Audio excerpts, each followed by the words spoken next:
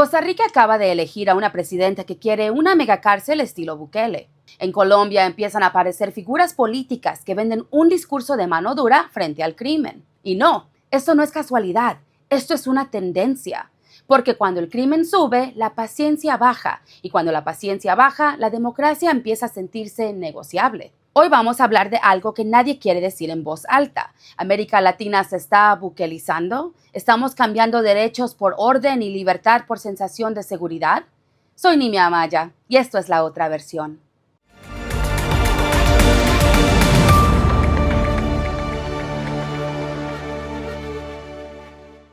Empecemos con Costa Rica. Sí, Costa Rica, el país sin ejército, el ejemplo democrático, la famosa Suiza de Centroamérica. Bueno, aparentemente la Suiza ahora quiere una megaprisión. Y no solo la quiere, ya la está construyendo. El 1 de febrero, Laura Fernández ganó la presidencia en primera vuelta con casi el 48% de los votos, un margen que no se veía desde el 2010. Costa Rica experimentó un aumento sin precedentes en la violencia ligada al narcotráfico, lo que se convirtió en la preocupación principal ciudadana y dominó todo el debate electoral. El país cerró 2025 con una tasa de 17 homicidios por cada 100,000 habitantes, casi el triple del promedio mundial. Y Fernández no anduvo con rodeos. Dijo abiertamente que admira a Nayib Bukele, el presidente de El Salvador. Propone suspender garantías individuales en algunas zonas para capturar delincuentes vinculados al narcotráfico y busca continuar la construcción de una cárcel de máxima seguridad inspirada en el modelo de Bukele en El Salvador. Un proyecto que, hay que decirlo, ya inició el gobierno saliente de Rodrigo Chávez. No fue un mensaje entre líneas, fue un megáfono. Por otro lado, estoy altamente comprometida con que la cárcel de máxima seguridad sea una realidad en Costa Rica. Hay que cortar la conexión del crimen organizado que está descontando prisión con el mundo exterior. Sus críticos dicen, ojo, porque copiar a Bukele no es solo copiar una cárcel, es copiar un modelo donde el Ejecutivo concentra más poder, donde los tribunales y el Congreso empiezan a perder influencia y donde los contrapesos empiezan a estorbar. Pero para muchos votantes esa preocupación sonó lejana, porque cuando el miedo manda, la prioridad ya no es cómo funciona la democracia, es poder vivir sin miedo. No me voy a esperar a que en Costa Rica ocurra lo que tristemente ha ocurrido en México. México es para mí un referente de a donde no queremos llegar, en algunas ciudades, por supuesto, de su país. Ahora vámonos a Colombia, porque esto no es un caso aislado. En Colombia empiezan a posicionarse voces políticas que promueven un discurso más punitivo frente al crimen, como el abogado conservador Abelardo de la Espriella. No estamos hablando de un outsider marginal, estamos hablando de un discurso que sí está conectando con una parte importante del electorado. Su mensaje es bastante claro: más castigo, menos paciencia con el sistema judicial y una narrativa de orden frente a un país cansado de la violencia y profundamente polarizado. ¿Eso significa que ya ganó? No.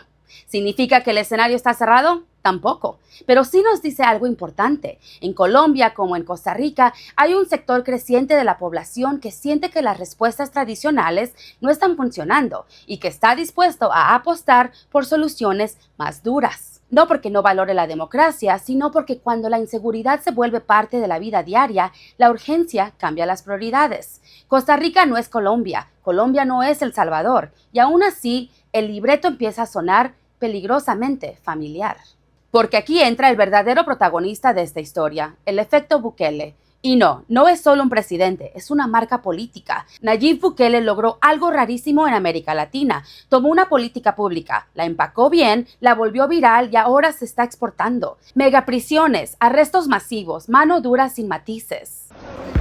Promocionada como la cárcel más grande de América, el Centro de Confinamiento del Terrorismo, o CECOT, se ha convertido en un símbolo de la guerra contra las pandillas de Bukele y de la política de seguridad que le ha dado una popularidad sin precedentes dentro y fuera de sus fronteras. Estamos muy cerca de ganar la guerra contra las pandillas. En El Salvador se aplicó, en Costa Rica ya se está construyendo, en Colombia se empieza a vender. Y cuando lo ves repetirse en países distintos, en realidades distintas, ya no es coincidencia. Los números impresionan, eso es innegable. Pero cuando los números impresionan, a mucha gente se le olvida preguntar el cómo. Más de 90,000 personas detenidas, muchas de ellas inocentes o menores de edad, según organizaciones de derechos humanos que también han denunciado casos de tortura. Gente presa sin cargos, sin abogados, sin debido proceso. Y ni siquiera hemos hablado de las denuncias de abusos a los derechos humanos. Desde entonces, más de 60.000 personas han sido detenidas. Una serie de garantías están suspendidas y existen numerosas denuncias de graves atropellos a los derechos humanos. Y la incertidumbre de muchas familias es enorme. Miles de salvadoreños buscan cómo pueden saber si sus familiares están detenidos en este enorme complejo y en qué condiciones.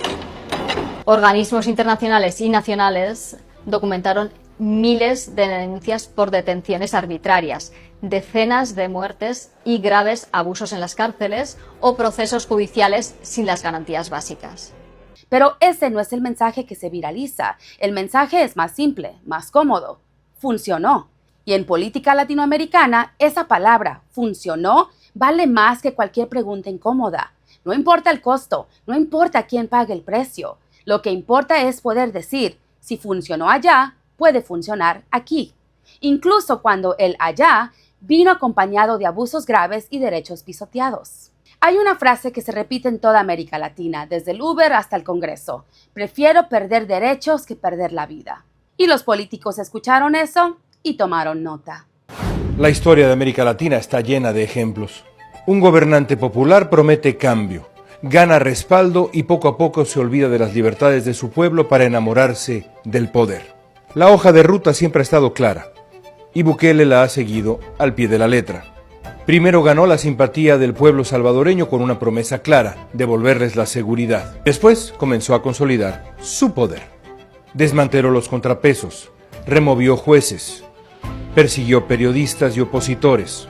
Finalmente tomó el control de las instituciones y ahora se aseguró la reelección indefinida.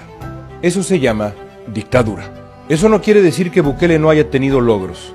El Salvador es hoy un país seguro y caminar con tranquilidad en las calles de un país no es cosa menor. Pero el precio ha sido altísimo. Más de 80,000 detenidos sin debido proceso, censura, denuncias de tortura, un Estado cada vez más opaco y represor. Eso nunca termina bien. El problema no es querer seguridad, el problema es el precio, porque el poder extraordinario casi nunca viene con fecha de caducidad. Hoy es contra los narcos, mañana puede ser contra periodistas, pasado mañana contra opositores. La historia latinoamericana no es precisamente famosa por devolver poderes una vez que se concentran. Y aquí está la pregunta que incomoda. ¿Estamos resolviendo el problema del crimen o solo cambiándolo por otro problema igual de peligroso? Claro, el dictador Nayib Bukele y El Salvador son el gran ejemplo donde la gente honrada goza de más derechos humanos. No es como que baste un tatuaje o tu apariencia para que te metan preso al CECOT, que es un campo de concentración moderno. No es como que hayan encerrado a más de 26,000 inocentes. No es como que haya decenas de muertos en sus cárceles. No es como que Bukele y su familia no puedan explicar propiedades de más de 9 millones de dólares. Costa Rica ya eligió una presidenta que promete seguir los pasos de Bukele. Colombia podría elegir el suyo y otros países están mirando con atención. América Latina parece decir, primero seguridad, luego vemos lo de la democracia. Pero el orden en que pongamos esas prioridades va a definir el tipo de países en los que vamos a vivir. Ahora te pregunto a ti, sin eslogans y sin miedo. ¿Aceptarías menos derechos si eso baja los homicidios en tu país? ¿O el precio es demasiado alto? Lo que sí sabemos es que cuando una sociedad empieza a negociar sus derechos por seguridad, rara vez recupera los dos. Esto fue La Otra Versión. Gracias por estar aquí. Nos vemos en la próxima.